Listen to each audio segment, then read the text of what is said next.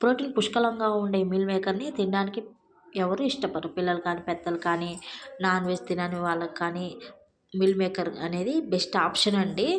చాలా పోషకాలు ఉంటాయి ఇందులో. నానబెట్టి సరైన మసాలాలతో కానీ వండామనుకోండి మీల్ మేకర్ కర్రీ అనేది అద్దిరిపోతుందండి టేస్ట్ అనేది. అండ్ బరువు తగ్గాలనుకునే వాళ్ళు కానీ జిమ్ చేసేవాళ్ళు కానీ ఇది బెస్ట్ ఆప్షన్ అండి. చాలా పోషకాలు ఉంటాయి మనకి ఇందులో. నానబెట్టి కానీ వండినామనుకోండి సరైన మసాలాలు వేసి నానబెట్టి సరైన మసాలాలు వేసి టమాటాలు కానీ వండామనుకోండి మీల్ మేకర్ కర్రీ అనేది అద్దిరిపోతుంది టేస్ట్ అనేది.